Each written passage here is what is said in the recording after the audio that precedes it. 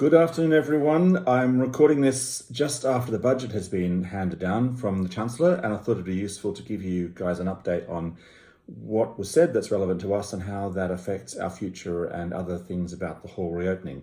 I have some notes I'm going to read because there's quite a lot of detail to give you, so I apologise if I keep looking your way. I suppose the first thing to say, it was probably the worst kept secret ever, and most of the juicy parts were released yesterday or overnight. So we knew already that there was going to be an additional £400 million of grants for the cultural sector, which includes 300 million being added to the thing called the Cultural Recovery Fund of 1.57 billion. We don't know yet whether there's anything in there for us, but we'll look into it and let you know.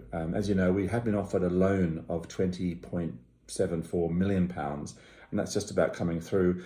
But as I said before, that doesn't really do an awful lot apart from build our reserves and keep us from hunger's door. Anyway, we'll try, and we may even be eligible for a grant. You never know. Well, we'll see.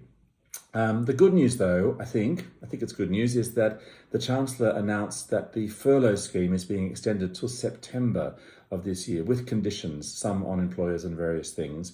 So for those of you who are watching this who are furloughed, your heart's probably sinking, but believe me, it's really helpful. The furlough scheme has allowed us to keep so many of our staff on the books, and with a tiny pin of light at the end of a tunnel, I think it's going to come to an end soon. I mean, this horrible closure thing.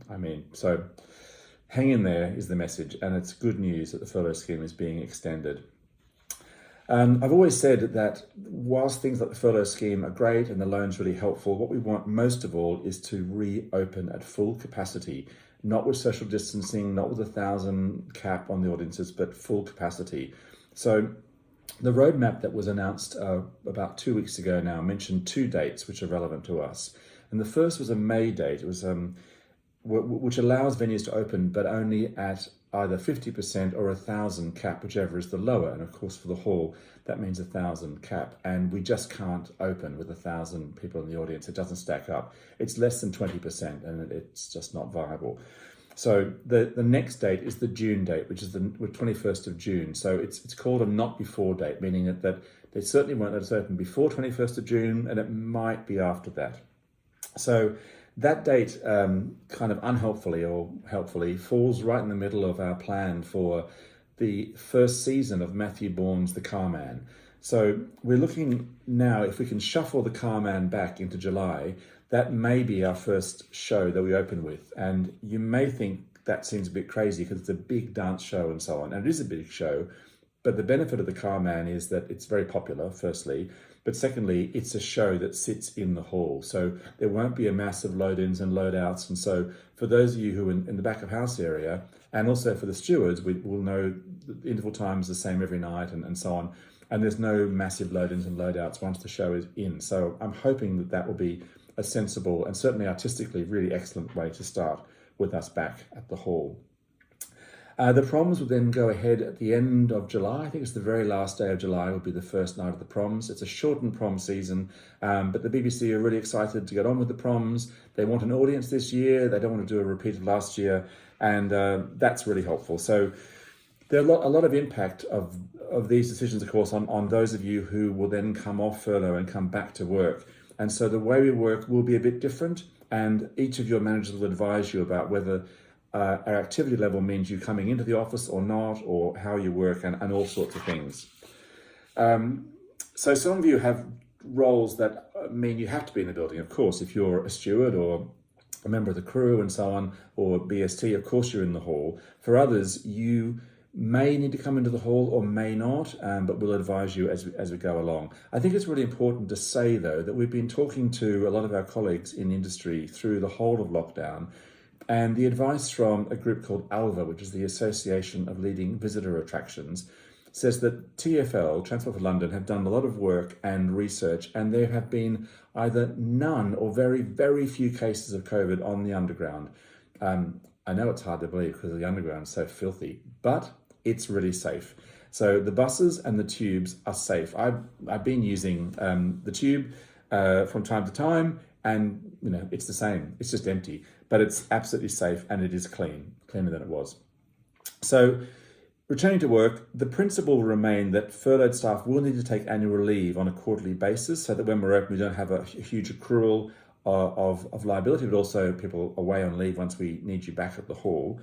We'll also be asking staff who have been working to take their leave in a structured way so that we're not all out of the office at the same time or away from the hall at the same time. We're hoping, as part of the recovery, to host a test event in April. Now, this is really important. It's a way for the government to test a whole range of things with live venues like the Royal Albert Hall, which will allow us, the intel from these test events will allow us to reopen at full capacity. So it's really, really important. One of the key messages from government for not just for us, but for other places is ventilation. Ventilation, it's key to a safe environment. So not to mention the cleaning regimes and all of the controls and the bubbles and all those things, ventilation is fundamental to having safe schools, safe museums, safe libraries and safe venues like the hall. So we've had approval from Council to continue with the chillers project and the ventilation, which are both joined together. And this is to finally sort out the terrible heat in the Rousing Circle, but also to sort out a lot of the ventilation issues back of house, in the dressing rooms, in the kitchens, in the corridors, crew rooms, and all sorts of things. It's a really important piece of work, but also the benefit, of course, is doing this work now saves the hall about £800,000 because we can do it. I mean, we can make an unholy mess. I mean, and if you've been to the hall lately, it's really messy. The circle's full of workmen and dust and MDF and all sorts. But they can do that work while there are no shows, and it's really helpful to do it that way. So we are, I can't believe I'm saying this, we're approaching the anniversary of our closure of the hall. We closed the hall on the 17th of March last year, and here we are in March.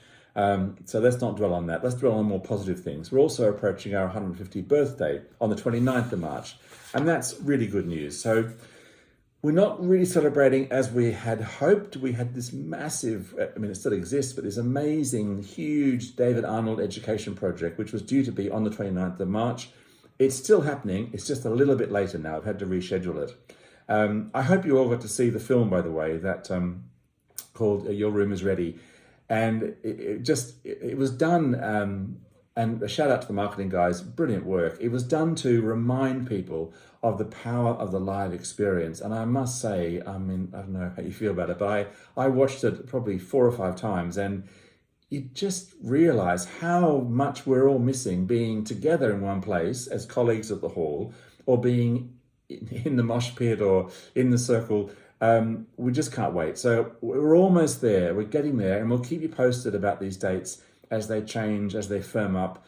We're feeling much more positive about it. I think we'll be back. I can't wait to be back. And it'd be great to see you all, as the young people say, in IRL, which means in real life, not on one of these things.